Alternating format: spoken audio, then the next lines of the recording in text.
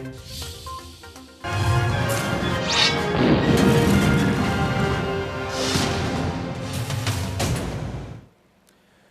आप देख रहे हैं प्रदेश का नंबर 1 और सबसे भरोसेमंद news channel India news Haryana. और बड़ी बहस के साथ मैं हूं आपके साथ आयुष चित्रांश। कोरोना के बढ़ते कहर के बीच में कई देशों में फिर से लॉकडाउन लगाने की तैयारी चल रही है, तो भारत में भी कोरोना की बेकाबू रफ्तार लगातार जारी है। पॉजिटिव केस का आंकड़ा 60 लाख के पार पहुंच चुका है, लेकिन राहत की बात यह है कि देश में रिकवरी रेट काफी अच्छा है। 50 लाख से ज्यादा लोगों ने कोरोना को हराया है। राहत की बात तो यह भी है कि पिछले कई दिनों से नए केस की बजाय कोरोना से ठीक होने वालों की संख्या में इजाफा हुआ है। तो कुल मिलाकर कमोबेश प्रदेश की स्थिति भी कुछ ऐसी ही है। यहां पर भी ठीक होने वालों की संख्या बढ़ी है, जबकि नए केस का आंकड़ा कम हुआ है। लेकिन गौर करने वाली बात यह भी है कि अभी तक कोरोना की कोई वैक्सीन नहीं बनी है, लेकिन छूट लगातार बढ़ रही है और बार बार अपील के बावजूद भी नियमों की धज्जियां भी खूब उड़ रही हैं। अब धरना प्रदर्शन का दौर भी शुरू हो गया है। कोरोना के ताजा हालात पर आज खास मेहमानों के साथ चर्चा करेंगे और आज जानने की कोशिश ये होगी कि बढ़ती हुई छूट के बीच में जो कोरोना का आंकड़ा बढ़ रहा है उससे निपटा कैसे जाएगा।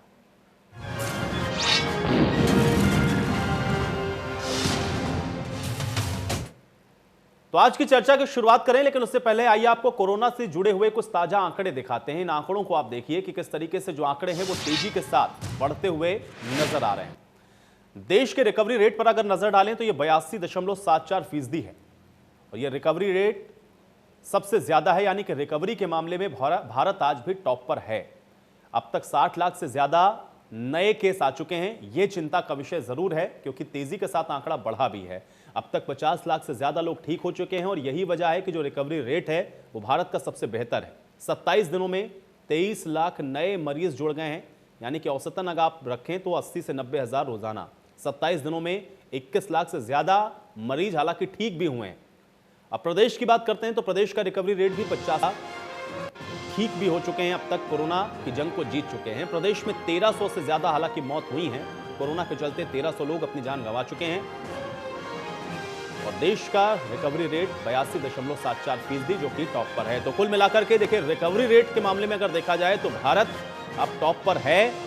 ये राहत की बात जरूर है, लेकिन मामले देखिए जिस तेजी के साथ बढ़े हैं उससे सवाल यह है कि आखिर ऐसे समय में जो धरना प्रदर्शन चल रहा है उसको कैसे देखा जाए और क्या इन धरना प्रदर्शन के दौरान जो तमाम कोरोना की गाइडलाइन की धज्जियां उड़ाई जाती हैं उसको कैसे रोका जाएगा। प्रशासन के लिए भी एक बड़ी चुनौती है। और इसके अलावा जो नए आंकड़े तेजी के साथ बढ़ रहे हैं, दरअसल इसके पीछे की वजह क्या है, क्यों ये जो आंकड़े हैं इतनी तेजी के साथ इन दिनों बढ़े हैं। क्या इसके पीछे ये माना जाए कि अब अनलॉक के अंदर जिस तरीके से छूट दी गई, ज्यादा संख्या में अब लोग बाहर निकलना शुरू हो चुके हैं, क्या ये एक बड़ी वजह है, या फिर प्रशासन की तरफ से जो इंतजाम किए गए वो नाकाफी हैं, या फिर लोग अभी भी उतना अवेयर नहीं हो पा रहे हैं या समझ नहीं पा रहे हैं कि दरअसल उनको करना क्या है।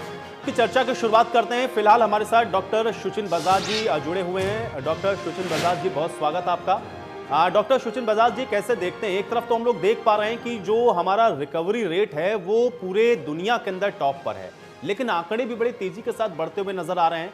ये दोनों ही चीजें कैसे देखी जाए और इस समय हिंदुस्तान की जो स्थिति है, एक डॉक्टर होने के नाते आप इसको कैसे देखेंगे और आपको क्या लगता है कि जो तमाम गाइडलाइंस दी गई हैं उसका पालन सही तरीके से नहीं हो रहा है, या इसके पीछे कोई और वजह भी देखते हैं कि आंकड़ों में जो बढ़ोतरी है वो बहुत तेजी से हम लोगों ने देखी है। आपका कमेंट चाहूंगा मैं इसके ऊपर। डॉक्टर सुचिन बजाज जी। नमस्कार आयुष जी, बहुत बहुत धन्यवाद आपका और सबको मेरा नमस्कार। देखिए, ये वायरस एक बहुत ही नया वायरस है और हम इसमें अगर देखना चाहें तो बहुत अच्छी तरह नहीं समझ पा रहे हैं अभी भी इसको। आप पुराने कोई भी प्रेडिक्शन लीजिए, जनवरी से फरवरी से बड़े बड़े university, Singapore university, Oxford university, Harvard ने सबने प्रेडिक्शन दिए, पर अगर आप पीछे मुड़ के देखेंगे तो कोई भी प्रेडिक्शन ठीक नहीं हुआ है। तो मेरा कहना तो यही है कि अभी हम इस वायरस को अच्छी तरह नहीं समझ पाए हैं। हमारे पास एक ही एग्जैक्ट मॉडल है जिसको हमें फॉलो करना चाहिए, वो है 1918 का स्पेनिश फ्लू का मॉडल, और वो करीब करीब 2.5 साल चला था पैंडेमिक। सेकेंड वेव जो आई थी बहुत ज्यादा खतरनाक थी, बहुत ज्यादा वाइड स्प्रेड थी और बहुत ज्यादा उसमें डेथ हुई थी।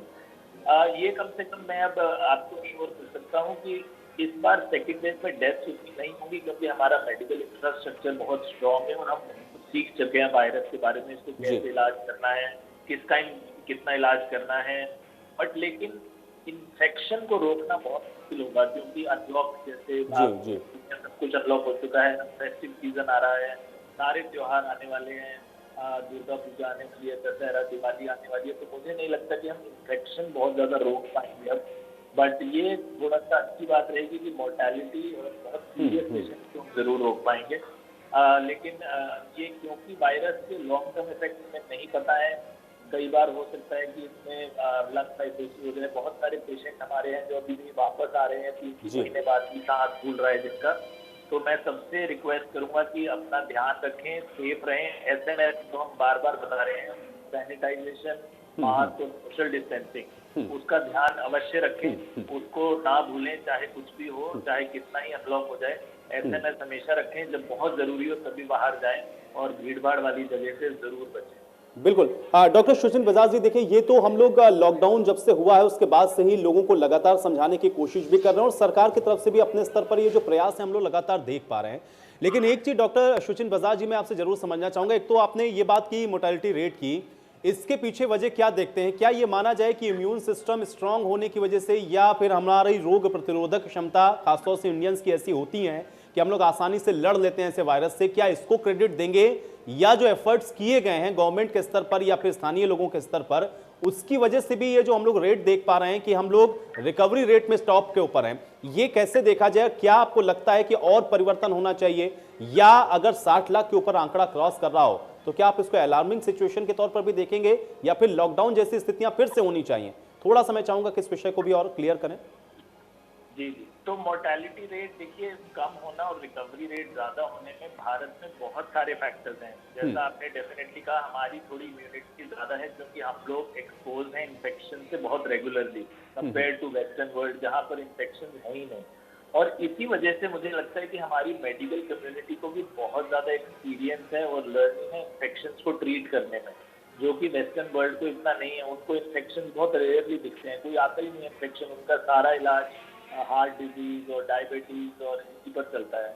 हमारे यहाँ इन्फेक्शन अभी भी बहुत ज्यादा हैं। हर साल हम डेंगू देखते हैं, हर साल हम टाइफॉइड देखते हैं, डायरिया देखते हैं, टीबी हमारे बहुत ज्यादा प्रेवलेंट है, पूरे 12 महीने रहता है। तो हमारी मेडिकल कम्युनिटी डॉक्टर्स को, आईसीयू को इन्फेक्शन ट्रीट करने बहुत अच्छी तरह आते हैं। और शुरू में ये नया वायरस था तो बहुत कुछ सीखना पड़ा, पर बहुत जल्दी सीखा है और मुझे लगता है कि हम लोग बहुत इसको अच्छी तरह कवर कर पा रहे हैं, इसीलिए हमारा रिकवरी रेट भी अच्छा है और मोर्टेलिटी रेट भी बहुत कम है। सेकंड, मैं ये फिर भी कहना चाहूंगा कि इसका ये मतलब नहीं है कि हम रिलैक्स हो जाएं या इसको लाइटली लें वायरस को, क्योंकि चाहे मोर्टेलिटी ना भी हो, लेकिन अगर आपको एक बार इन्फेक्शन हो गया तो इसके लॉन्ग टर्म इफेक्ट हमें नहीं पता है अभी तक कि कितने दिन तक आपको ये तंग करेगा, 3 महीने बाद दोबारा हो जाएगा कि नहीं हो जाएगा, आपके फेफड़ों को कितना ही खराब कर देगा, ये हमें अभी तक कुछ भी नहीं पता है। तो ये मत सोचिए कि ओहो ये तो होना ही है, एक ना एक दिन सबको ही होना है तो हम अभी करा लें, ऐसा बिल्कुल भी नहीं है। और ये बिल्कुल मत सोचिए, इससे जितना बच के रहेंगे उतना अच्छा है। चलिए, इस बीच हमारे साथ डॉक्टर प्रीति सिंह भी जुड़ चुके हैं, मनोचिकित्सक हैं। डॉक्टर प्रीति सिंह जी, बहुत स्वागत आपका। और डॉक्टर पुनीता हसीजा जी हमारे साथ जुड़े हुए हैं, प्रेसिडेंट हैं आईएमए फरीदाबाद की। डॉक्टर पुनीता हसीजा जी, आपका भी बहुत स्वागत है। डॉक्टर प्रीति सिंह जी, आपके पास मैं आ जाता हूं। एक मनोचिकित्सक होने के नाते आपको क्या नजर आता है, क्योंकि एक मनोचिकित्सक होने के नाते मुझे लगता है कि आप थोड़ा और बेहतर इस चीज को बताएंगे। एक तरफ तो इतना अवेयरनेस की बात हो रही है, सरकार से लेकर के स्थानीय स्तर तक, जिला प्रशासन या फिर जो तमाम लोकल बॉडीज हैं, हर कोई अपने स्तर पर लोगों को जागरूक करने की कोशिश कर रहा है, लेकिन आंकड़े तेजी के साथ बढ़ रहे हैं। और बहुत जगह तो हम लोग भी जब रिपोर्टिंग करने के लिए उतरते हैं ग्राउंड जीरो पर, तो देखते हैं कि लोग कहीं ना कहीं उनकी जो एक टेंडेंसी है वो अभी भी बहुत ज्यादा बदलती हुई नजर नहीं आई है। कुछ लोग अवेयर जरूर हैं, लेकिन कुछ लोग उसका उतना ही उल्लंघन करते हुए नजर आते हैं। तो एक मनोचिकित्सक होने के नाते आप इसको कैसे देखते हैं, जब अलार्मिंग जैसी सिचुएशन लगती हो कि 60 लाख का आंकड़ा क्रॉस कर गया हो और लोग समझने को तैयार नहीं है? वजह क्या समझ में आती है डॉक्टर प्रीति सिंह जी?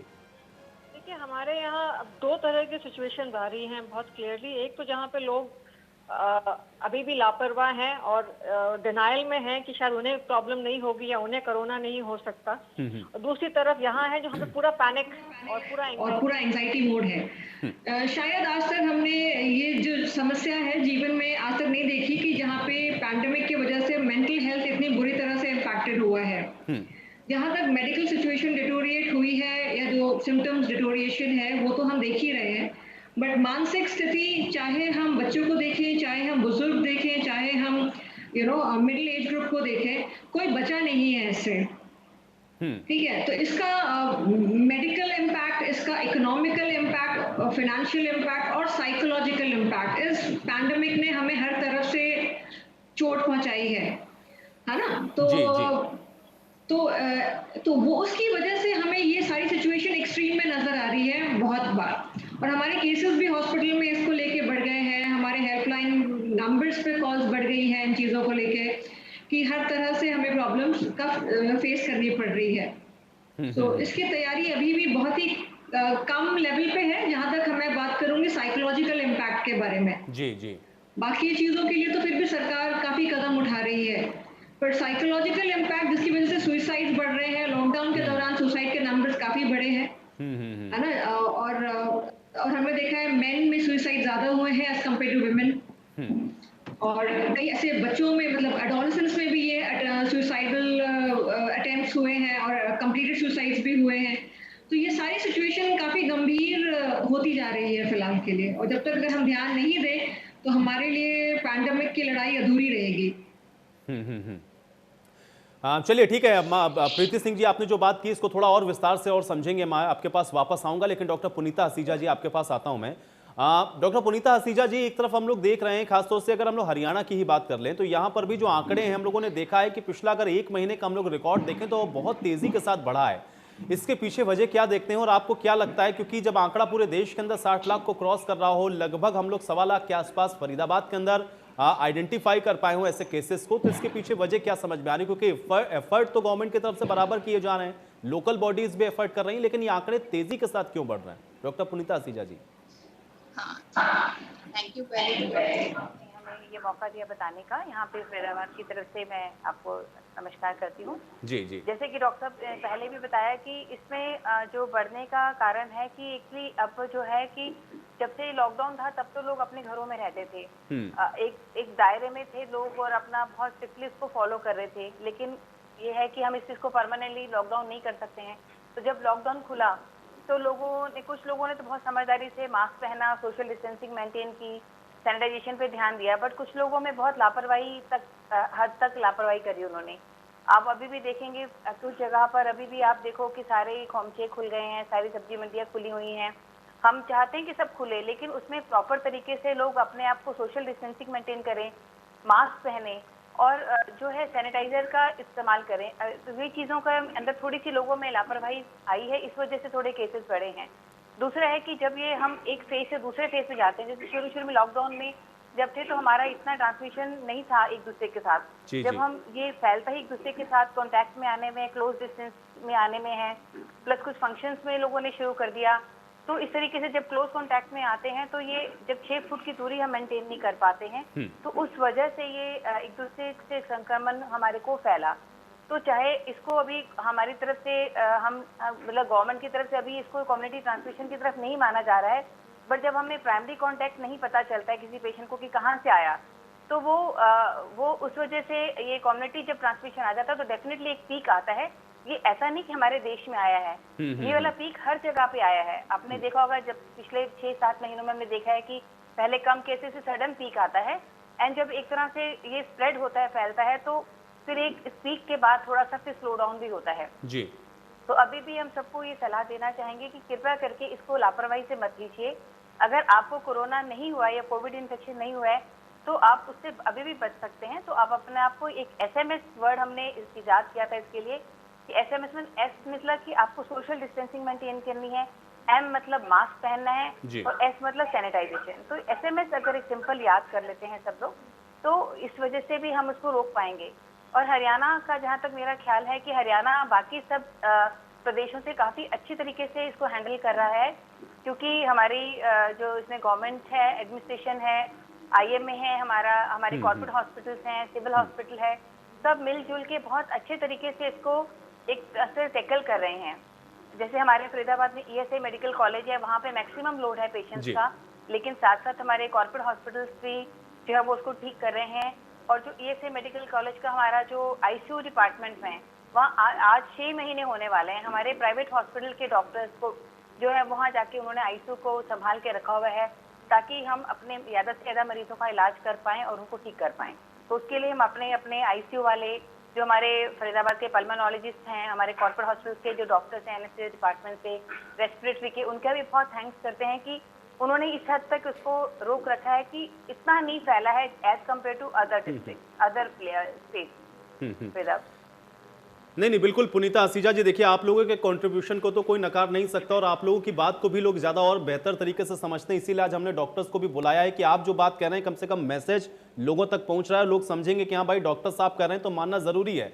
लेकिन एक चीज डॉक्टर सुशील बजाज जी, मैं आपसे थोड़ा सा और जानना चाहूंगा, क्योंकि इस सिचुएशन में जब 60 लाख का आंकड़ा हम लोग पूरे देश के अंदर देख रहे हैं, क्या ये माना जाए कि अभी पॉलिसीज के अंदर कुछ और चेंजेस होने चाहिए, या फिर मिनी लॉकडाउन, या फिर ऑल्टरनेट डेज पर लॉकडाउन, या फिर कुछ नए नियम कानून ऐसे होने चाहिए ताकि इसको और रोका जा सके जिस तरीके से स्प्रेड हो रहा है, या एज इट इज जो चल रहा है ऐसे ही होना चाहिए? थोड़ा सा लोगों को अवेयर होने की ज्यादा आवश्यकता है, जिम्मेदारी ज्यादा किसकी देखते हैं, या पॉलिसी में कुछ चेंजेस की भी आवश्यकता आपको नजर आती है? एक डॉक्टर होने के नाते आप क्या कहेंगे? देखिए आयुषी, इसमें सबसे इम्पोर्टेंट है एजुकेशन कम्युनिटी की। गवर्नमेंट चाहे कितना ही लॉकडाउन कर ले, चाहे कितनी ही रेगुलेशंस बना ले, अगर हम लोग मास्क ठीक से नहीं पहनेंगे, अगर हम लोग पार्टीज करेंगे, अगर हम लोग 6 लोग एक गाड़ी में बैठ के जाएंगे, अगर हम अपने घर पे रिश्तेदारों को बुलाएंगे, तो गवर्नमेंट कुछ भी करे कितना जाके पकड़ेगी, पुलिस कितने लोगों को ढूंढेगी, कितने लोगों को पकड़ेगी। और जहां तक रहा alternate day lockdown, I don't think कि उसमें कोई भी साइंटिफिक बेसिस है। एक दिन में खोलना, एक दिन में बंद करने से कोई बहुत ज्यादा फर्क नहीं पड़ता है वायरस स्प्रेड का। और जैसे डॉक्टर पुनीता ने बताया कि बेशक आईसीएमआर ने भी ये डिक्लेयर नहीं किया है, बट कम्युनिटी ट्रांसमिशन के जितने कैरेक्टरिस्टिक्स एक वायरस में होते हैं वो सब ये वायरस दिखा रहा है इस समय, क्योंकि हम लोग बहुत ज्यादा कॉन्टैक्ट ट्रेसिंग नहीं कर पा रहे हैं। हरियाणा, जैसा कि डॉक्टर पुनीता ने कहा, अमंग द बेस्ट स्टेट्स है, क्योंकि इसमें हम लोग हर केस का कम से कम 10 कॉन्टैक्ट ट्रेसिंग जरूर करते हैं। हरियाणा ही एक ऐसा स्टेट है जहां 4 प्लाज्मा बैंक खुले हुए हैं जो काफी अच्छे फंक्शनल हैं। हरियाणा ही एक ऐसा स्टेट है जहां होम आइसोलेशन मॉनिटरिंग में रोज एक फिजिकल कॉल होता है होम आइसोलेशन पेशेंट को, और हर दूसरे दिन एक टीम गवर्नमेंट की जाती है पेशेंट को चेक करने। तो ये सब चीजें गवर्नमेंट तो कर ही रही है अपनी तरफ से, बट कम्युनिटी अगर एजुकेटेड नहीं है, अगर सब्जी मंडी में आप जाएं और 500 लोग इकट्ठे खड़े हुए हैं, अगर बसेस में सब भीड़ में चल रहे हैं, तो वो उससे बहुत मुश्किल होगा इस स्प्रेड को रोकना। तो हम जैसे बार बार ये रिएटरेट कर रहे हैं कि एसएमएस का ध्यान रखें, अपने साथ वाले आदमी से 1 मीटर की दूरी पर जरूर रहें, मास्क हमेशा पहन के रखें, अपने हाथ हमेशा सैनिटाइज करते रहें, अननेसेसरीली अपने आंख नाक मुंह को हाथ ना लगाएं। तो ये सब चीजें जब तक हम लोग, हर एक आदमी नहीं करेगा, हम हर एक आदमी को ही फ्रंटलाइन वॉरियर बनना पड़ेगा। सिर्फ डॉक्टर्स और गवर्नमेंट अगर फ्रंटलाइन वॉरियर बन के रहेंगी तो ये वायरस को रोकना बहुत मुश्किल है। चलिए, आपने बड़ी बात कही है डॉक्टर सुशील बजाज जी, और मुझे लग रहा है कि शायद दर्शक भी इसको देख करके कुछ सीख रहे होंगे। आप एक चीज मैं और यहाँ पे जानना चाह रहा था, हमारे साथ चूंकि मनोवैज्ञानिक भी मौजूद हैं, डॉक्टर प्रीति सिंह जी, आपने जिस बात का जिक्र किया, थोड़ा सा मैं चाहूंगा कि इसको और विस्तार से थोड़ा बताएं, और खासतौर से जिस बात की ओर आप इशारा कर रहे थे कि जो सुसाइड की जो टेंडेंसी है वो ज्यादा बढ़ी है, लोग डिप्रेशन में इसलिए भी जा रहे हैं क्योंकि जाहिर बात है लॉकडाउन के अंदर लोगों को जो आर्थिक परेशानियां हैं बहुत ज्यादा हुई हैं, और भी कई तरीके की दिक्कतें हैं जिसकी वजह से ये जो घटनाएं हैं वो रिपोर्ट हो रही हैं। क्या इस स्तर पर कुछ नए तरीके से प्रयास होना चाहिए, या इसको लेकर के आपको लगता है कि गवर्नमेंट के स्तर से भी कुछ प्रयास होने चाहिए थे जो नहीं हो रहे हैं, या अभी भी अगर वक्त है, वक्त रहते सरकार अगर इसको लेकर के भी कोई गंभीर जो निर्णय है वो ले, तो शायद आने वाले समय में थोड़ा ये जो सिचुएशन और बिगड़ेगी, जिसमें आपने कहा कि लोग ज्यादा डिप्रेस्ड हो रहे हैं, उससे भी निपटा जा सकता है? क्या इस स्तर पर सही प्रयास नहीं हुआ है, आपको ऐसा लगता है डॉक्टर प्रीति सिंह जी?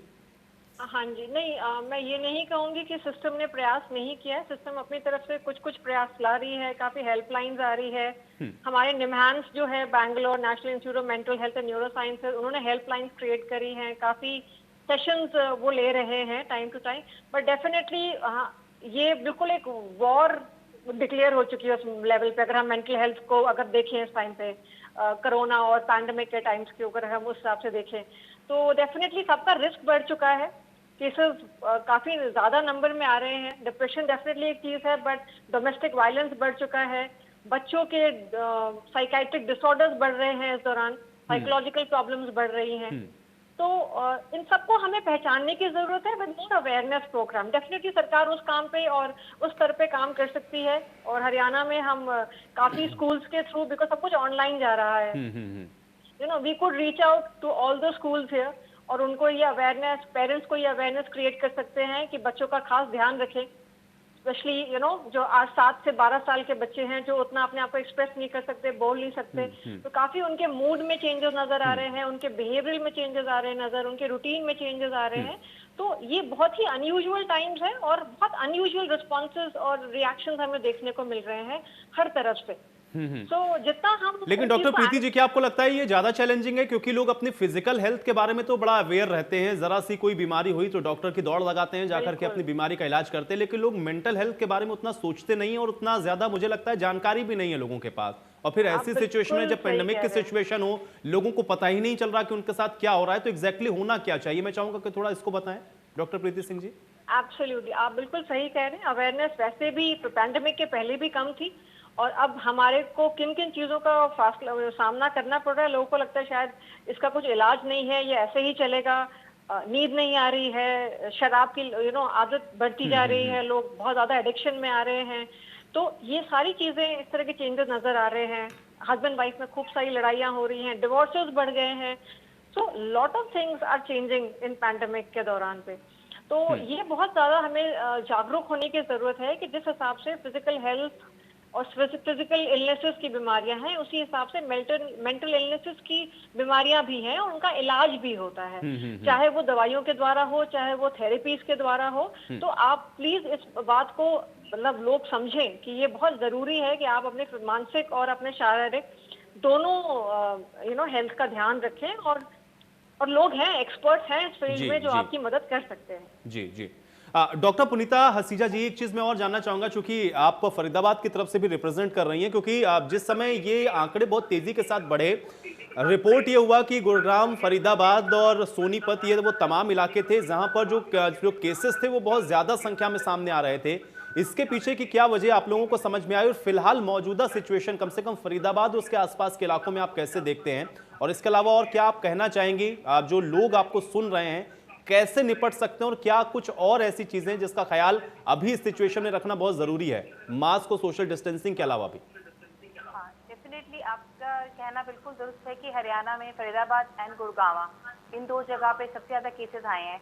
तो आप इनका डायमेंशंस हैं, ज्योग्राफिकल एंड सोशियोलॉजिकल सिस्टम, अगर आप देखेंगे तो यहाँ पे बहुत सारा लेबर क्लास है, और बहुत सारे माइग्रेंट पॉपुलेशन है, एंड बहुत वास्टली डेवलप्ड एरियाज हैं, बहुत सारी फैक्ट्रीज हैं, खेत हैं, और मतलब मल्टी डायमेंशनल यहाँ पे लोग रहते हैं।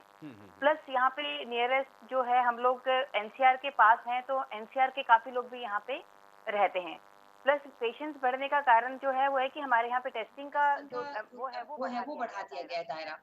यहाँ पे 9-10 सेंटर पे है जहाँ पे रोज एंटीजन टेस्ट होता है, प्लस आरटीपीसीआर यहाँ पे regular ESI hospital and BK hospital में होता है। तो जब भी टेस्टिंग का लेवल बढ़ भी उसमें आता है। दूसरा कारण है कि यहाँ पे जैसे दूर दूर से, मथुरा से, इवन हमने मथुरा से और होटल पलवल और आसपास में जो है गांवों से भी काफी लोग फरीदाबाद एंड गुड़गांव ही जाके अपना इलाज कराते हैं, क्योंकि और नियरेस्ट उनके पास और कोई हेल्थ सेंटर नहीं है।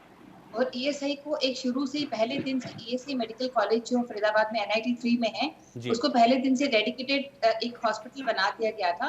तो उस चक्कर में भी लोगों को पता था कि पूरे हरियाणा में एक ही डेडिकेटेड मेडिकल मतलब नियर बाई है, apart from medical college Rohtak and PGI। तो इसलिए भी करके यहाँ पे शुरुआत से केसेस काफी बढ़े। और उसके अलावा यहाँ पे जो है पॉपुलेशन जो है वो मिक्स पॉपुलेशन है, और नेचुरली वजह से भी जो है रेट और इसकी जो जनसंख्या का जो अनुपात है वो भी बाकी जो स्टेट डिस्ट्रिक्ट्स हैं फरीदाबाद और इसके हरियाणा के उनमें काफी ज्यादा है। तो इनको हम अभी भी रोक सकते हैं अगर लोग बहुत कड़ाई से अनुशासन के साथ रहें, तो अभी भी इस ट्रांसमिशन को हम रोक सकते हैं, क्योंकि जो है लोगों की वजह से ही रुकेगा ये। हमारे डॉक्टर्स 24-24 घंटे ड्यूटीज कर रहे हैं, मतलब उनके पास उनको अपनी छुट्टी लेने तक का टाइम नहीं है, कि जो एक छुट्टी लेते हैं ना हफ्ते की, वो छुट्टी लेने का भी टाइम नहीं है उनके पास। 24 आवर्स हमारा फोन बिजी रहता है, 24 आवर्स हमें अपने पेशेंट्स, अपने जो हमारे फ्रेंड्स हैं, हमारे रिलेशंस, हमें फोन करके किसी भी टाइम बात करते हैं। जी मतलब अभी भी 2 पेशेंट्स को इस कॉल से पहले 2 पेशेंट्स को मैंने सलाह दी कि आप अपने आप को एडमिट कराइए। जी तो जी। मतलब कुछ लोग, अगर लोग भी थोड़ी ज़िम्मेवारी समझें इस बात को, कि हम्म। वो ये ना सोचें कि ये बीमारी जो है हमें नहीं होगी। ये लोगों में बहुत एक बहुत फॉर ग्रांटेड वाली एक फीलिंग आ गई लोगों में। जो होगा देखा जाएगा। वो जो देखा जाए वाली बात है ना, वो इसका सबसे बड़ा कारण है। अभी भी आप किसी भी मार्केट में निकल जाओ, इस टाइम पे अगर आप निकल जाओ फरीदाबाद में, आपको हर चौराहे पे कम से कम 50 लोग, मैं बता रही हूँ, खड़े हुए मिलेंगे, जो कुछ ना कुछ खा रहे होंगे या कार में बैठे होंगे या स्कूटर पे घूम रहे होंगे। मतलब एक चौराहे पे ही आप जाके अगर देखोगे ना, तो ये चीज़ें बहुत कड़ाई से गवर्नमेंट कितने पुलिस वाले लगा डॉक्टर सकती है। पुनीता हसीजा जी, है देखिए ना? जो बात आप कह रही हैं, इसी बात की इसी का जिक्र मैंने चर्चा की शुरुआत में किया। आप थोड़ा सा देर से हमारे साथ जुड़े थे, यही मैं आप लोगों से सबसे समझना चाह रहा हूं, क्योंकि देखिए हम लोग पहले दिन से अपील कर रहे हैं, आप लोगों के कंट्रीब्यूशन को तो कोई नकार नहीं सकता, आप लोग तो लगातार अवेयर भी कर रहे हैं, बताते भी हैं लोगों को, लेकिन उसके बावजूद भी जब बाहर निकलें तो इस तरीके की भीड़, लोग समझने को तैयार ना हो, टेकन फॉर ग्रांटेड ले रहे हो अगर इन चीजों को, तो फिर क्या राम भरोसे छोड़ देना चाहिए सब चीजों को? होना क्या चाहिए, यही तो मैं जानना चाह रहा हूं आप लोगों से। और फिर कैसे रुकेगा और उसको कैसे कंट्रोल किया जाएगा जब लोग ही समझने को राजी नहीं है? ये तो लोगों को समझना ही चाहिए। मतलब इसमें देखो, हम ये कह रहे हैं कि कितने पुलिस वाले आप कहाँ-कहाँ लगा सकते हैं। आप सोचिए कि अगर हम हर जगह पे हम अपने जो हम भी खड़े होते हैं, इवन सपोज मैं अगर सपोज हॉस्पिटल में जाती हूँ, अगर लोग रेलिंग पे हाथ लगा के चल रहे होते हैं, तो समझाती हूँ कि आप रेलिंग को पकड़ के मत उतरिए, आप सीढ़ी में सेंटर में चलिए। मतलब ये छोटी-छोटी बातें हैं जिसका हमें ध्यान रखना है। और प्रशासन भी अपनी तरफ से पूरी कोशिश कर रहा है, तो हम चाहेंगे प्रशासन थोड़ा-सा और सख्ती से अगर करे, तो लोग उस चीज़ को भी बुरा मान जाते हैं। अगर थोड़ी-सी शासन से सख्ती होती है तो बुरा मान जाते हैं। डॉक्टर समझाते हैं, अगर सपोज़ हम किसी हॉस्पिटल में पेशेंट मास्क के बिना आता है, तो पेशेंट उस बात पे भी आजकल बहस करने लग जाते हैं। तो हमें उनको अपनी तरफ से मास्क देना पड़ता है कि लीजिए आप मास्क, हाँ जी, हाँ हम जी, तो क्या बहुत पहने। बढ़िया। तो ये थोड़ा-सा लोगों को अनुशासित कराना, तो बस ये आप मीडिया पर्सन्स को हम कहना चाहेंगे कि आप भी इस चीज़ को बार-बार हाइलाइट कीजिए कि देखिए इस जगह पे मत खड़े होइए। जैसे आपके तो लोग इतना वो भी बार-बार हर जगह जाते हैं, तो हर जगह पे अवेयरनेस आप लोग भी पहुँचाइए। प्रशासन, डॉक्टर डॉक्टर्स पुनीता और हसीजा जी, हम लोग एडमिनिस्ट्रेशन से को सब, जितना संभव है, और खासतौर से इंडिया न्यूज हरियाणा आप पहले लोग दिन से बहुत ही इस अच्छा, मुहिम को चला रहे हैं हम लोग, हाँ, और लगातार हम लोग बहुत ही कोशिश अच्छा, कर रहे हैं हाँ। कम से कम हरियाणा प्रदेश के अंदर जो लोग हैं वो सुरक्षित रहें, इस चीज को समझे। लेकिन आप लोग का भी कंट्रीब्यूशन बहुत जरूरी है, इसलिए हम लोग डॉक्टर्स को भी बैठाते हैं कि आपकी बात को लोग और बेहतर तरीके से समझते हैं, क्योंकि भाई डॉक्टर ने सलाह दी है तो ये ज्यादा महत्वपूर्ण हो जाता है। डॉक्टर शुचिन बजाज जी, एक चीज मुझे बताइए, क्योंकि ये मैं आपसे जानना चाह रहा हूं, एसिम्प्टोमेटिक केसेस क्या एक बहुत बड़ी चुनौती है, और खासतौर से जब पता ही ना हो कि मेरे अंदर कोई लक्षण नहीं है, तो फिर ऐसे में आइडेंटिफाई करना लोगों को, और क्या ये भी एक बहुत बड़ा कारण आप देख रहे हैं इतनी तेजी से स्प्रेड हो रहा है?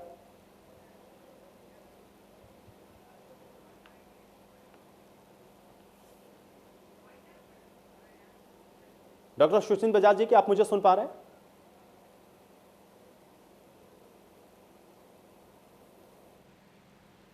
चलिए, डॉक्टर सुचिन बजाज जी तक मेरी आवाज नहीं पहुंच रही है। पुनीता हसीजा जी, यही सवाल मेरा आपसे भी रहेगा। पुनीता हसीजा जी, क्या एसिम्प्टोमेटिक केसेस आपको लग रहा है कि एक बड़ी चुनौती बन रहे हैं, और इसको कैसे आप लोग फिर आइडेंटिफाई कर पा रहे हैं? और क्या अगर जो आंकड़े बढ़ रहे हैं उसके पीछे ये भी एक बहुत बड़ा कारण मानते हैं, क्योंकि लोगों को जब पता ही नहीं, तो जिनको अवेयरनेस है, जिनके अंदर जानकारी है भी, वो लोग भी इसको टेकन फॉर ग्रांटेड लेते हैं, तो क्या ऐसे में ये बहुत चुनौतीपूर्ण हो जाता है कि एसिम्प्टोमेटिक केसेस को ट्रेस करना, और ये कारण है बहुत तेजी से आंकड़े बढ़ने का भी?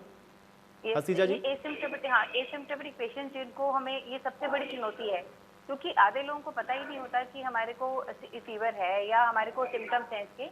तो इसी के लिए हमारी जो सिविल हॉस्पिटल एडमिनिस्ट्रेशन ने मिलके 9 प्लेसेस पे एंटीजन और इसकी टेस्टिंग की सुविधा बढ़ाई है, जिससे हम एसिम्प्टोमेटिक पेशेंट्स को पकड़ पा रहे हैं। पेशेंट आते हैं, हमने उस जगह जगह पे कैंप लगाए जा रहे हैं, फैक्ट्रीज में कैंप लगाए जा रहे हैं, बड़े हॉस्पिटल्स के साइड में कैंप लगाए जा रहे हैं, पार्क में कैंप लगाए जा रहे हैं, जिनसे हम एसिम्प्टोमेटिक पेशेंट्स को कैच कर पा रहे हैं। क्योंकि जब वो टेस्ट, जो एंटीजन टेस्ट है, अगर वो पॉजिटिव आ जाता है, तो इट इज 100% श्योर कि वो पेशेंट पॉजिटिव है। हाँ, जिसका नेगेटिव है तो उसको हम बोलते हैं कि आप थोड़े दिन अपने आप को ऑब्जर्व करिए, अगर आपको हल्का सा खांसी, जुकाम या कुछ भी सिम्टम लगे तो आप RT-PCR का टेस्ट कराइए, और लगते ही अपने आप को आइसोलेशन में कर लीजिए। ये भी एक बहुत बड़ी चुनौती है, क्योंकि फरीदाबाद में कुछ जगह पे ऐसा है कि बहुत छोटी छोटी जगह है। उसके लिए भी हमारा जो प्रशासन की तरफ से क्वारंटाइन सेंटर्स जो बनाए गए हैं, वो उन, जैसे सर ने बताया, डॉक्टर सुचिन बजाज जी ने बताया कि हमारे यहाँ पे जो है बहुत स्ट्रिक्टली इस चीज़ को मॉनिटरिंग करी जाती है। अगर देखा जाता है कि घर पे नहीं है कोई जगह उनके पास, तो उनको समझाया जाता है कि आपके लिए प्लस आपकी फैमिली वालों के लिए भी ये बहुत ज़रूरी है कि आप अपने आप को आइसोलेट करें और अच्छी तरह से आपका देखभाल किया जाएगा। और जो हमारे फरीदाबाद के आइसोलेशन सेंटर्स हैं, जो क्वारंटाइन सेंटर्स हैं, वो बहुत अच्छे हैं। तो इसीलिए मतलब लोगों को ये भी अवेयरनेस होनी चाहिए कि अगर उनको सिम्टम नहीं है तो वो अपना एटलीस्ट जहाँ पे भी कैंप लगता है तो अपने आप को कोशिश करके अपने आप वॉलंटरली जाके अपना वो एंटीजन टेस्ट कराएं। और अगर उनकी फैमिली में किसी को पॉजिटिव आ गया है तो फिर तो सबको ही टेस्ट कराना चाहिए। तो जैसे कॉन्टैक्ट ट्रेसिंग हमारे यहाँ पे तो बहुत हम लोग स्ट्रिक्टली फॉलो कर रहे हैं, क्योंकि मैं भी हर जितने पेशेंट से डील करती हूँ या जैसे हम मीटिंग्स में जाते हैं तो हम इस चीज़ को बहुत स्ट्रिक्टली फॉलो करते हैं। तो ये भी वन ऑफ द रीजंस है कि हमारे केसेस जो बढ़ रहे हैं, क्योंकि हमारी टेस्टिंग का जो लेवल है और हमारे समझाने से, जैसे अब एक घर में आया तो 6 जन ऑटोमेटिकली उनका टेस्ट हो गया, तो 6 में से अगर 2 भी पॉजिटिव आता है तो नेचुरली फिर वो पॉजिटिविटी रेट बढ़ जाता है उसमें। जी जी। तो ये हाँ जी। डॉक्टर सुचिन बजाज जी, मुझे एक चीज बताइए, क्योंकि ये सिम्टोमेटिक केसेस को लेकर के तो जाहिर बात है कि जो चुनौतियां हैं वो बहुत ज्यादा हैं, लेकिन इसी के साथ साथ जो बड़ी महत्वपूर्ण चीज है वो ये भी है, क्योंकि इस समय जो मौसम है वो भी बहुत तेजी से बदल रहा है। अब लोग कैसे समझें कि मुझे नॉर्मल वायरल फीवर है या मैं, क्योंकि अभी मनोविज्ञान की भी बात हो रही थी, लोग थोड़ा साइकोलॉजिकल भी परेशान होते हैं, होना क्या चाहिए एग्जैक्टली अगर लगता है लोगों को कि मैं मान लिया किसी के कांटेक्ट में नहीं आया हूं या मेरे आसपास ऐसा कोई व्यक्ति नहीं है जिसके ऊपर मुझे संदेह हो कि मुझे ऐसा हो सकता है, तो क्या नॉर्मल वायरल फीवर या ये जो सारी चीजें हैं, इस स्थिति में भी आपको कोरोना का टेस्ट करवाना चाहिए? सुचिन बजाज जी। आयुष जी, तो जैसे हम लोग हॉस्पिटल्स तो चलाते ही हैं, 12 में से हमारे 7 हॉस्पिटल हरियाणा में है, लेकिन साथ ही साथ हम एक वॉलंटरी ऑर्गेनाइजेशन के साथ काम करते हैं जहां हम 7000 फोन पर पेशेंट्स को कंसल्टेशंस और हेल्प देते हैं। तो हमने ये देखा है कि मोस्टली कोरोना के बाद 2 तरह का रिएक्शन होता है। एक तो जैसा डॉक्टर पुनीता ने बताया कि किसी को फर्क नहीं पड़ता, देखा जाएगा जी, हमें तो कुछ नहीं है, हमें तो नॉर्मल बुखार है, कुछ भी है, वो घूमते रहते हैं। हम कई बार उनको फोन करते हैं, जी आपका कोरोना टेस्ट पॉजिटिव आया, वो कहते हैं हाँ हमें पता है, लेकिन हम बाजार आए हुए हैं थोड़ी दवाई खरीदते हैं। तो एक तो उस तरह के लोग हैं जो पूरा दिन घूमते रहते हैं, जो बिल्कुल समझते नहीं है, बिल्कुल एसिम्प्टोमेटिक हैं और औरों को फैलाते रहते हैं, सुपर स्प्रेडर बन जाते हैं। दूसरा रिएक्शन हमने देखा है कि जो बिल्कुल पैनिक हो जाते हैं, कोरोना का टेस्ट पॉजिटिव आया नहीं कि उन्हें लगता है बस अब मर गए, हम कल ही मर जाएंगे जी, वो तुरंत जाते हैं हॉस्पिटल में एडमिट हो जाते हैं, चाहे वो एसिम्प्टोमेटिक नहीं हो, और वो एक्चुअल डिजर्विंग पेशेंट जिनको हॉस्पिटल बेड मिलना चाहिए उनकी वजह से नहीं मिलता है। तो ये दोनों वाइड वैरायटी ऑफ रिएक्शंस को कंट्रोल करना एक कोविड से लड़ाई करने का बहुत मेजर एफर्ट है। और मेरे ख्याल से जो साइकियाट्रिस्ट हैं, जैसे कि डॉक्टर प्रीति ने बताया कि नीमहैम्स वाले हेल्पलाइन चला रहे हैं, हम लोग भी जैसे प्रोजेक्ट सेक्वेंस जिसके बारे में मैंने बताया, 500 मेंटल हेल्थ काउंसलर हमारे मेंटल हेल्थ काउंसलिंग पे वहां पर फ्री हेल्पलाइन चलाते हैं। बट इन सबको समझाना, एसिम्प्टोमेटिक लोगों को कंट्रोल करना, उनको समझाना कि घर पर ही रहें, होम आइसोलेशन प्रॉपरली फॉलो करें, अलग कमरे में रहें, डेडिकेटेड टॉयलेट यूज करें, एक बहुत मेजर एफर्ट है। और वो भी एक कमी है मेरे ख्याल से, जिसकी वजह से एसिम्प्टोमेटिक लोग सुपर स्प्रेडर बन रहे हैं और फैला रहे हैं। और आपने जैसा कहा, ये बहुत बड़ी बात है कि अब सर्दियां आ रही हैं, मौसम बदल रहा है, तो normal common cold and flu बहुत फैलेगा और लोगों को ये बहुत कॉम्प्लिकेटेड रहेगा कि ये हमें फ्लू है या ये कोविड है या ये हमें तो हर साल ही होता है जी, ऐसा बुखार तो इस साल भी हो गया है। तो वो समझना, उसके एग्जैक्ट सिम्टम्स को समझना और डिफरेंशिएट करना बहुत इंपॉर्टेंट है। और मुझे लगता है वो डॉक्टर के अलावा कोई भी नहीं कर सकता है। तो इसलिए टेली हेल्थ प्लेटफॉर्म बहुत सारे हैं जो फ्री में भी टेली कंसल्टेशन दे रहे हैं, बहुत सारे हैं जो पेड टेली कंसल्टेशन देते हैं और आपको प्रिस्क्रिप्शन भी देते हैं। तो मैं सबको ये कहना चाहूंगा कि आप लोग, अगर आपको कुछ भी प्रॉब्लम होती है, माइल्ड से माइल्ड बुखार भी आता है, तो अपने डॉक्टर से अवश्य बात करें। अगर फ्री टेली हेल्थ कंसल्टेशन पे जाना चाहते हैं तो बहुत सारे नंबर हैं, इंटरनेट पे भी मिल सकते हैं। और अगर पेड लेना चाहते हैं तो बहुत सारे ऐसे प्लेटफॉर्म्स हैं जिसपे आप टेली हेल्थ प्लेटफॉर्म पे बुक करके अपनी अपॉइंटमेंट डॉक्टर से बात कर सकते हैं। बट इसको लाइटली ना लें, इसको डिसरिगार्ड ना करें, अपने आप दवाइयां ना खाएं। बहुत सारे हम लोग हैं जो कि केमिस्ट से जाके बुखार की 2 दवाई ले आएंगे और खा के बोलेंगे अब हम ठीक हैं, और पता चलेगा कि 10 लोगों को और फैला देंगे। तो ये बहुत इंपॉर्टेंट है इस समय, स्पेशली जब सर्दी आ रही है, पोल्यूशन बढ़ने वाला है, तो वायरस का प्रकोप भी बढ़ेगा और नॉर्मल जो बाकी बीमारियां हैं उनका प्रकोप भी बढ़ेगा।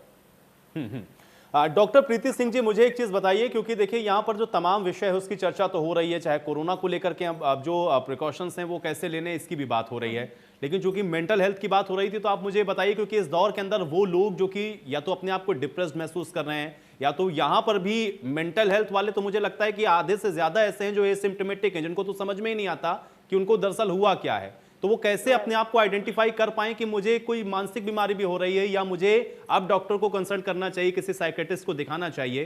क्या पॉइंट हो सकते हैं ऐसे, और क्या आप यहाँ से सलाह देनी चाहेंगे हमारे दर्शकों को? मैं चाहूंगा कि थोड़ा सा बताएं, लोगों की मदद होगी। हाँ जी, बिल्कुल। जब हमारे पास इस तरह के विचार बार बार आ रहे हैं कि कहीं मुझे हो तो नहीं गया, कहीं मुझे बार बार टेस्ट कराना चाहिए, मैं बार बार रीअश्योरेंस मांग रही हूँ अपने फैमिली मेंबर से या अपने डॉक्टर से, जब वो चीजें, आपकी रात की नींद डिस्टर्ब हो जा रही है, आप ओवर थिंकिंग मोड में जा रहे हैं, बार बार आपको थोड़ी भी खांसी हो रही है या कुछ भी परेशानी हो रही है, आपको लगेगा यार ये कोरोना तो नहीं हो गया। तो जब इस तरह के डाउट्स आपके बढ़ जा रहे हैं और आप इसके अलावा और कुछ अपने रोज के रूटीन को नहीं कर पा रहे हैं फ्लुएंटली और आराम से, और कहीं ना कहीं हमेशा डिस्ट्रैक्टेड रह रहे हैं, और आपका लोगों से बातचीत करने का मन नहीं कर रहा है, आपका लोगों वो चीजें आप एंजॉय नहीं कर सकते जो आप पहले एंजॉय करते थे, तो ये जब सिम्टम्स आप देख रहे हैं अपने अंदर, तो तब I think it's a good time कि आप अपने मेंटल हेल्थ प्रोफेशनल, किसी साइकाइट्रिस्ट या अपने क्लिनिकल साइकोलॉजिस्ट या साइकोलॉजिस्ट से आप कनेक्ट करिए। नहीं तो कम से कम अपने फिजिशियन को ही बता दीजिए कि आपको नींद की प्रॉब्लम आ रही है, वही वहीं से आपकी कुछ मदद कर सकते हैं या आपको गाइड कर सकते हैं। तो वो चीजें डेफिनेटली हमें हेल्पफुल रहेंगी। और कई बार हमें ये ओसीडी के सिम्टम्स बढ़ते हुए दिख रहे हैं इस टाइम पे, हाथ बहुत धुल रहे हैं, नहाना बहुत बढ़ गया है, हर चीज ही धुलनी है, हर चीज सैनिटाइज होनी है। तो डेफिनेटली वो जब हम एक ओवर कॉशियस मोड को जब बिल्कुल क्रॉस कर जा रहे हैं, लोगों को इतनी सारी स्किन प्रॉब्लम शुरू हो गई हैं, तो ये सब चीजें जब होने लग जाती हैं तो देन इट इज मतलब वो सब साइन आ रहा है कि भाई अब आपको शायद मदद की जरूरत है और आप दिखा लीजिए। और कई लोग ऐसे भी हैं जो हमेशा, जो मरीज तो नहीं है कोरोना के, पर अब रोज अपने आप को मरीज की तरह ही ट्रीट कर रहे हैं, तैयारी उनकी वैसी ही है, तो उनमें और दूसरे मरीजों में फर्क करना कई बार बड़ा मुश्किल हो जाता है। So that is where मैंने बोला नहीं, डॉक्टर प्रीति सिंह जी, इसीलिए मैं आपसे समझना चाह रहा था, क्योंकि मुझे लगता है कि ये बहुत ज्यादा कॉम्प्लिकेटेड चीज है, क्योंकि लोग कैसे समझें कि वो भाई उनको मेंटल भी कुछ प्रॉब्लम हो रही है। इसलिए मैं छोटा छोटा कुछ ऐसा समझना चाहता हूँ, क्योंकि आपने बताया कि अगर ये सिम्टम्स हैं तो भाई डॉक्टर को कंसल्ट कर लीजिए। लेकिन मुझे बताइए, इस कोरोना काल के बीच में आपके पास भी जाहिर बात है बहुत सारे पेशेंट या फिर आपसे भी बहुत सारे लोग कंसल्ट करते होंगे, ज्यादातर केसेस में आपको क्या देखने को मिल रहा है, और कुछ ऐसा आपको लग रहा है कि सिमिलरिटीज आपको नजर आ रही हो, तो थोड़ा सा वो भी लोग समझ लें। अगर उनको ऐसा लगता है तो वो भी भाई साइकियाट्रिस्ट से जाकर के संपर्क करें। प्रीति जी। बिल्कुल, हाँ जी। देखिए, जब ये एंटिसिपेटरी एंजाइटी कि कल क्या होगा, मुझे कुछ हो तो नहीं गया, ये जो एंजाइटी वाला पार्ट है ये काफी बढ़ गया है इस दौरान, ठीक है। और कई बार ये बच्चों में भी बढ़ गया कि कहीं उनके माता पिता को कोरोना तो नहीं हो जाएगा, वो बाहर जा रहे हैं, बाहर से अंदर आ रहे हैं, तो बच्चे भी अपना अलग लेवल का डिस्कम्फर्ट दिखा रहे हैं, वो भी सिम्टम्स दिखा रहे हैं, उनके अंदर भी ओसीडी के चांसेस बढ़ रहे हैं, ऑब्सेसिव कंपल्सिव डिसऑर्डर जिसे हम कहते हैं। तो उनको लगता है कि बार बार वो बोलेंगे सब मम्मी हाथ धो लो, पापा हाथ धो लो, या उनको बार बार हमें रीअश्योर करना पड़ता है, या अगर उनको बाहर जाना है तो पूरा पैनिक हो जाता है, बच्चे बिल्कुल घबरा जाते हैं। कई बच्चे 4-4, 5-5 महीने घर से बाहर नहीं निकले जी। अब आप उनको अगर बाहर लेके भी जाना चाहे, भले डॉक्टर के पास ही लेके जाना चाहे, वो इतने एंग्शियस हो रहे हैं, उनकी वॉमिटिंग शुरू हो जाती है, उनका रोना शुरू हो जाता है, उनकी ब्रेथलेसनेस शुरू हो जाती है। तो कई ऐसे बच्चों की में भी ये जो है सिम्टम्स बढ़ते जा रहे हैं। तो मैं बता रही थी कि हमारे हर एज ग्रुप में ये प्रॉब्लम शुरू हो रखी है इस टाइम पे, और हमें काफी अवेयर रहना है इन चीजों को लेके। डॉक्टर हसीजा जी प्रीति जी, आऊंगा मैं आपके पास। डॉक्टर हसीजा बजाज जी, मुझे एक चीज बताइए, खासतौर से वैक्सीन को लेकर के, अभी जहां तक मेरे पास जानकारी है शायद रोहतक पीजीआई में 2 ट्रायल हुए हैं, अभी ये कहां तक पहुंचा है और उम्मीद कब तक की जा सकती है? क्योंकि मुझे लगता है कि जो अंदर की बात है या फिर कहां तक हम लोग पहुंच रहे हैं, ये थोड़ा सा बेहतर आप बता सकते हैं, ताकि लोगों को भी थोड़ा सा ये भरोसा हो, आश्वासन हो कि हाँ वैक्सीन आएगी इसकी, तब तक लोग थोड़ा इंतजार कर लें। नहीं तो लोग फिर ऐसे ही इसको टेकन फॉर ग्रांटेड लेते रहेंगे कि इसी के साथ जीना है, तो फिर जैसे मन मर्जी घूम रहे हैं। देखिए, वैक्सीन का बहुत ही इम्पोर्टेंट रोल है, और अभी ऑलमोस्ट 200 वैक्सीन पर काम चल रहा है वर्ल्ड वाइड, और उसमें से 34 वैक्सीन क्लिनिकल ट्रायल्स में आ चुकी हैं। सो वैक्सीन डेवलप करना एक बहुत लंबा काम है, फेज 1, फेज 2, फेज 3, कई सारे टाइम से गुजरना पड़ता है, कई सारे प्रोसेस लेने पड़ते हैं। एक भी एडवर्स इवेंट आ जाता है अगर, तो पूरा प्रोसेस रुक जाता है। जैसे हमने देखा था ऑक्सफोर्ड वैक्सीन के साथ, एक पेशेंट को अनरिलेटेड एडवर्स इवेंट हुआ था और सारा ट्रायल रोकना पड़ा कई दिनों के लिए। तो अभी सबसे अच्छी बात यह है कि 34 वैक्सीन क्लिनिकल ट्रायल्स में है।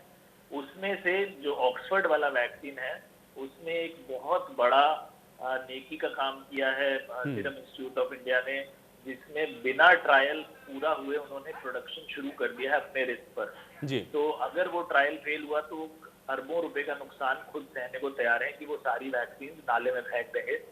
लेकिन अगर वो ट्रायल सक्सेसफुल हो गया तो वेट नहीं करना पड़ेगा, उनके पास करोड़ से भी ज्यादा डोज तैयार मिलेंगी by the end of December. तो अगर वो ऑक्सफोर्ड वैक्सीन का ट्रायल सक्सेसफुल हो जाता है तो I am sure by March vaccination शुरू होने लगेंगे। और जैसा कि गवर्नमेंट ने कहा है कि पहले फ्रंटलाइन वर्कर्स को, फिर उसके बाद सेकंड जो सबसे ज्यादा एट रिस्क हैं जैसे एल्डरली हैं या कोमॉर्बिडिटीज जो हैं जिनको, और फाइनली फिर बाकियों को। तो ये सोचिए लेकिन कि 150 करोड़ डोजेस बनाने में और बांटने में टाइम तो लगता है तो ऐसा नहीं है कि बहुत जल्दी सब कुछ होने वाला है। अर्लीस्ट 1-1.5 साल कम से कम लगेगा सबको वैक्सीनेट होने में। तो हमारे पास और कोई ऑप्शन नहीं है प्रिकॉशन के अलावा। तो प्लीज जो भी लोग सोच रहे हैं कि ऐसे ही जीना है और जो होगा देखा जाएगा, जैसे डॉक्टर पुनीता ने बताया कि मार्केट में 8 लोग खड़े बोल रहे हैं जो होगा देखा जाएगा, वो प्लीज ध्यान रखें। आप लोग जवान हैं, आप शायद इसको सह जाएंगे, लेकिन जब आप वापस अपने घर जाएंगे तो अपने माता पिता को, बूढ़े रिश्तेदारों को अगर उनको ये वायरस आप देंगे तो वो शायद ये इतनी आसानी से ना सह पाए और फिर आप अपने आप को कभी माफ नहीं कर पाएंगे। आप हमेशा कोसते रहेंगे अपने आप को कि ओह मैं बाहर क्यों गया और मेरे घर में मेरे बूढ़े रिश्तेदारों को ये हो गया और अब वो अस्पताल में भर्ती हैं, सीरियस हैं। तो ये प्लीज अपना ध्यान रखें। कम से कम 1-1.5 साल मुझे लगता है अभी सबको वैक्सीन मिलने में अर्लीस्ट है, हो सकता है कि 2-2.5 साल भी लगता है। डॉक्टर पुनीता आसीजा जी, एक चीज़ मैं आपसे भी ये जानना चाह रहा था, क्योंकि आंकड़े तो जाहिर बात है कि तेजी के साथ बढ़ रहे हैं और अब साथ के साथ समस्या ये भी हो रही है क्योंकि मौसम बहुत तेजी से चेंज हो रहा है। ऐसे में क्या विशेष सावधानी बरतने की भी लोगों को और आवश्यकता है, या आप अपने स्तर से कुछ और बताना चाहते हैं? आपको लगता है कि लोगों को अभी इस समय ये प्रिकॉशंस भी अपने साथ और रखने चाहिए ताकि लोग चपेट में ना आए या ये आंकड़े ना बढ़े, कम से कम जहां हो सके वहीं रुके? बिल्कुल। अब जैसे सर सुचिन बजाज जी सर ने बताया कि अभी अब हमारा टाइफाइड का, डेंगू का, मलेरिया का भी सीजन जैसे है, तो इस चीज़ों का भी हमें बहुत खास ध्यान रखना है। और हम ये देख रहे हैं कि जो ये हमारा जिसका भी कोविड टेस्ट पॉजिटिव आ रहा है तो ये क्रॉस एक्टिविटी की वजह से टाइफाइड भी पॉजिटिव आ रहा है। विडाल जैसे जो टाइफाइड का टेस्ट भी पॉजिटिव आ रहा है। और जो टाइफाइड ठीक होने के बावजूद भी किसी का फीवर नहीं ठीक हो रहा है तो उनको विडाल टेस्ट या कल्चर कराते हैं तो उनको टाइफाइड की भी ट्रीटमेंट लेना पड़ रहा है। इसके साथ साथ जो क्या है, जिनको कोविड ठीक हो भी गया है उसके बाद भी उनके जो कॉम्प्लिकेशंस हैं, उनकी लंग्स में भी कुछ फाइब्रोसिस की कुछ भी जगह जहाँ जख्म होता है वो थोड़ा सा अपने स्कारिंग छोड़ के जाता है। ऐसे लंग्स में फाइब्रोसिस तक की प्रॉब्लम्स आ रही हैं जो उनको बाद में भी सांस लेने में थोड़ी दिक्कत आ रही है।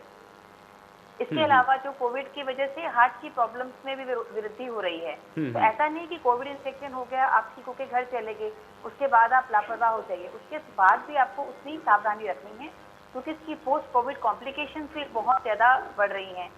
ब्लीडिंग डिसऑर्डर्स हैं, कोगुलोपैथीज हैं कि, और पेशेंट्स के ऊपर स्ट्रेस का, जैसे मैडम ने बताया डॉक्टर प्रीति सिंह ने, कि स्ट्रेस का एक बहुत ही बड़ा फैक्टर है कि बाद में जैसे पोस्ट ट्रॉमेटिक स्ट्रेस सिंड्रोम होता है वो वाले सिंड्रोम्स भी देखने को मिल रहे हैं। तो हमारे को पेशेंट्स को कोविड के अलावा अपनी हाइजीन का तो ध्यान रखें, अपने आसपास के वातावरण को भी साफ रखें, अपने खाने पीने पे सबसे ज़्यादा ध्यान दें। अपने खाने में ऐसी चीज़ें खाएं जैसे ताज़े फल, ताज़ी सब्जियां खाएं जो अच्छी तरह धुली हुई हों। अपने खाने में दूध दही का सेवन बढ़ाएं। लोग सोचते हैं कि हमें जुकाम खांसी हुआ, बुखार हुआ तो हमें दूध दही नहीं खाना चाहिए, लेकिन हम कोविड के पेशेंट को प्रोबायोटिक दे रहे हैं जो हमारे दही में हमें अच्छे से मिलता है। तो जिंक जो है हमारे कितने तरह के ड्राई फ्रूट्स और फलों में मिलता है, वो जिंक टैबलेट्स हमें लेनी चाहिए। विटामिन सी, हम नींबू पानी की शिकंजी पीते हैं अगर हम और हम खट्टे फल खाते हैं या आंवला के लेते हैं तो हमें विटामिन सी जो है, जो हमें 1000 मिलीग्राम रोज खाना है इस कोविड के टाइम पे, वो हमें उससे मिल सकता है। तो अपने खान पीन का ध्यान भी हमें बहुत अच्छी तरह से रखना है। नारियल पानी लेने से जो हमारे मिनरल्स की डेफिशिएंसी है वो हमारी ठीक हो जाती है। हम नारियल पानी नहीं अफोर्ड करते तो नींबू पानी ले सकते हैं, ORS का घोल ले सकते हैं। इसके साथ जो पेशेंट ऑलरेडी जिनको शुगर की प्रॉब्लम है या जिनको ब्लड प्रेशर की प्रॉब्लम है या कोई दिल की बीमारी की वो दवाई लेते हैं, उसको बिल्कुल नहीं छोड़ना है आपने। उस चीज को अपने, क्योंकि ये कोविड उन जो कोमॉर्बिड कंडीशंस वाले पेशेंट्स को बहुत बुरी तरह से असर करता है। जी जी जी। और प्लस हमें अपने जो, अब जैसे बोला, सफाई का भी ध्यान इसमें रखना है कि मच्छर मक्खियां ना फैलें, और जो हमें कूड़ा वगैरह ना इकट्ठा करें। जैसे अब हमने देखा मास्क भी लोग उठा उठा के डस्टबिन में नहीं डालते, इधर उधर फेंक देते हैं, तो वो भी एक बहुत बड़ा कारण है जो हमारे को स्प्रेड करता है। और जैसे डॉक्टर साहब ने बताया कि लोग मास्क पहन के मास्क को टच करते रहते हैं, तो वो भी एक हमारा, जब हम किसी और चीज को छूते हैं तो वो भी स्प्रेड करता है। तो जो इस सीजनल जो बीमारियां हैं वो तो आगे आएंगी। अभी सर्दी की जो है, ये 2 महीने में जो हमारी बीमारियां आती हैं, जो रूटीनली आती, डेंगू वगैरह आता है, वो सब भी आएंगे। तो इन सब चीजों को भी हमें बहुत ध्यान रखना, इनको इग्नोर नहीं करना है, और अपना इलाज तो बिल्कुल नहीं करना है। बिल्कुल, अभी देखिए कुछ पेशेंट्स जैसे अपने आप इलाज करते, वो बहुत गलत है। आप कुछ भी प्रॉब्लम है डॉक्टर के पास जाइए। हर पेशेंट को भर्ती करने के लिए तो हमारे पास बिस्तर ही नहीं है कि लोग डर के मारे हॉस्पिटल जाते हैं, नहीं जाते कि हमें भर्ती कर लेंगे। इतने तो हमारे पास बेड्स ही नहीं है कि हम हर पेशेंट को भर्ती कर लें, और लोग इस डर से भी नहीं चाहते कि हॉस्पिटल से हमें कोरोना हो जाएगा। नहीं पुनीता जी, पुनीता आसीजा जी, आपने बड़ी बात कही। खुद का डॉक्टर नहीं बनना है, कम से कम डॉक्टर से सलाह लेनी, और ये बात एक डॉक्टर ही कह रहा है, इसलिए लोग समझेंगे। प्रीति सिंह जी, एक चीज मैं थोड़ा सा और आपसे ये जरूर जानना चाहूंगा, क्या पूरा लाइफस्टाइल चेंज करने की आवश्यकता आपको लग रही है इस समय? क्योंकि फरवरी तक जो स्थितियां थी उससे बिल्कुल अलग स्थिति अब हम लोग दिसंबर या नवंबर तक पहुंचते पहुंचते हो गए हैं। क्या लाइफस्टाइल को पूरी तरीके से चेंज करके भी जो साइकोलॉजिकल चीजें उसको सही किया जा सकता है? और अगर ऐसा है तो मैं चाहूंगा कि थोड़ा मदद करें लोगों की। हाँ बिल्कुल, आई थिंक अभी तो वो जो कोट है ना कि change is the only constant, every day हमारी सिचुएशन बदल रही है, things are very dynamic right now. But I think बहुत जरूरी ये है कि लाइफस्टाइल हम जितना ज्यादा अपना हेल्दी रख सकते हैं और जितना हम अपना रीच आउट कर सकते हैं रादर देन आइसोलेशन में रहने के, उतना हमारे लिए अच्छा होगा कि किसी न किसी तरीके से आप अपना फिजिकल एक्सरसाइज करें और अपने आप को मेंटली हेल्दी भी रखें। उसके लिए भी आप अपनी रिक्रिएशनल एक्टिविटीज में पार्टिसिपेट करें, अपनी हॉबीज इंटरेस्ट को करें, और अपने फ्रेंड्स और अपने रिश्तेदारों से कनेक्टेड रहें। और अगर कोई परेशानी है, कोई स्ट्रेसर है, उसको जितना डिस्कस कर सके, उसके लिए कोई सोल्यूशन निकाल सके, उतना ही बेटर है। अभी डेफिनेटली चीजें इतनी बदल रही हैं और लोगों के लिए काफी मुश्किल समय भी आया हुआ है, तो ये सोचना कि हमेशा समय ऐसा ही रहेगा ये नहीं है। एक दिन, one day at a time हम लेके चले तो शायद हम इसको बेटर ढंग से हैंडल कर सकते हैं। और एक चीज मैं डेफिनेटली एक चीज आप लोग का ध्यान लाना चाहूंगी कि कोरोना के साथ स्टिग्मा बहुत स्ट्रांगली अटैच हुआ है इस बार। तो इतनी बीमारी, अगर किसी परिवार को पता चल गया किसी को कोरोना है, तो पूरा नजरिया उनके नेबरहुड का, उनकी कम्युनिटी का इतना खतरनाक हो गया है इस बीच में कि कोरोना से तो इंसान फिर भी लड़ लेता है, पर वो आफ्टर इफेक्ट से नहीं लड़ पाता। हाँ, वो जो पोस्ट, उसके जो ट्रॉमा, लोगों के रिएक्शंस और मतलब रिस्पॉन्सेस है, वो बड़ा ट्रॉमेटिक हो जा रहा है। तो लोग एक्चुअली वो कंट्रीब्यूट करता है लोगों के डिप्रेशन और एंजाइटी में फर्दर, कि लोग अपनी बीमारी से एक तरफ लड़ रहे हैं, दूसरा व्हाट्सएप ग्रुप में सारी चैटिंग्स हो रही हैं, लोग पूछ रहे हैं जैसे कि पता नहीं कोई पाप करके आ गया, कोई जबरदस्ती लेकर आ गया। ये नहीं समझ रहे लोग कि ये किसी को भी हो सकता है। अब हम ऐसी सिचुएशन में हैं कि हम किसी को रिस्पॉन्सिबल या ब्लेम नहीं दे सकते कि भैया तुम लेकर आए हो, अब तुम झेलो। बिल्कुल, it is like a community support, you have to extend that. वो रिकवरी और हीलिंग में तभी वो फास्ट भी होगी। और मैं ऐसे काफी केसेस देख रही हूँ कि लोग भैया बीमारी से तो निकल आए पर डिप्रेशन में चले गए क्योंकि आसपास वालों ने जिंदगी जहन्नम बना दी थी उन लोगों की। तो इस केस के अंदर हमें बहुत ध्यान रखना है कि हम सब लोग सपोर्टिव रहें और इसके साथ एक साथ लड़े, इसकी स्टिग्मा को कम से कम हम हटाएं। चलिए डॉक्टर रुचि जी, आपकी इसी बात के साथ मुझे समाप्त करना होगा। आप सभी लोगों का बहुत शुक्रिया, आप लोगों ने समय निकाला, इस चर्चा का हिस्सा बने। हालांकि इस चर्चा के अंदर एक बात बिल्कुल तय है कि जब तक आप अपनी जिम्मेदारी को नहीं समझेंगे तब तक इस कोरोना को मात दे पाना मुश्किल है। आज बड़ी बहस में मेरे साथ फिलहाल इतना ही।